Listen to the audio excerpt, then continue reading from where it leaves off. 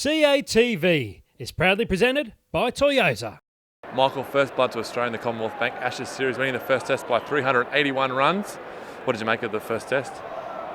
Well, England's batting was consistently poor. I mean, to only score 315 runs on it was a decent pitch, good cricket wicket. Had a bit of pace in it, that's what you want. A little bit of spin. There was nothing really untoward. It was just the pace of Johnson that really ruffled up the England dressing room. He was outstanding in the match. You know the backup he's going to get from the likes of Harris, Siddle. Lyon did a terrific job with his off spin. I just feel the Australians have got this energy and this real hurt from the last three Ashes series that this is their time. They want to make sure that this Ashes series on home soil, it goes their way. They always play well here, but I think it was so important that they started well. Mike Clark wouldn't have dreamt of starting the week with 100 and beating England by 300 and plenty. And the likes of David Warner, the firecracker at the top of the order, to be in such good form and look like he's playing with so much control. And then the firecracker, Mitchell Johnson, back into the side, for him to come out and blast the England team out on two occasions, end up with a 5. It's a fitting end, actually, that Mitchell Johnson, he'll pick up the man of the match and get the last wicket. He was outstanding. The Australians outclassed England, outfought England, and they were just the better cricket team over the 4 days. England bowled out Australia for 295 in the first innings. They would have taken that, but then only 136 in the second innings. Is it really just their inability to cope with the short ball and Mitchell Johnson?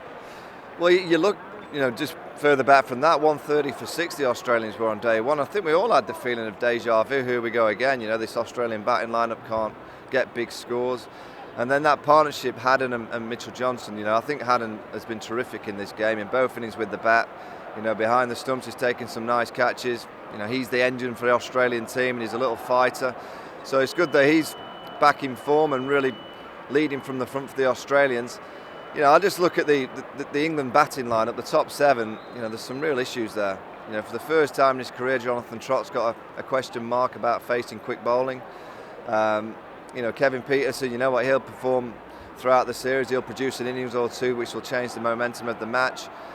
Ian Bell, he's a class act. I'm pretty sure about him. It's good that Joe Root ended up not out, so he's in a little bit of rhythm, having had an hour or so at the crease today. Matthew Price all over the place. Again, first time for a long time that we've seen from him that he's struggling with the willow. He hadn't had much practice leading into the Test series, so it's understandable, I guess, that he felt a bit rusty. But as a last 6 or 7 month, Price's form has been a bit of a worry for the England side.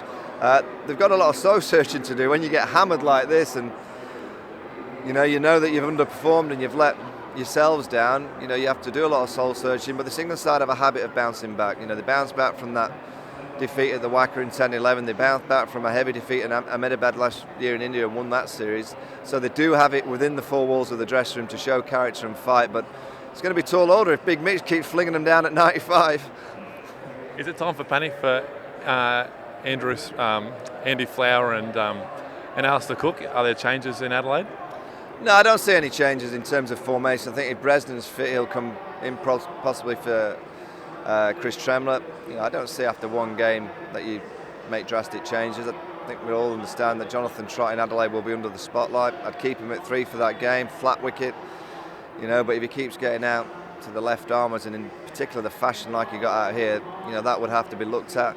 Now, England will just have to go with what they've got. They're all good players. They've all got good stats and good averages. They've beaten this Australian side for the last 3 series.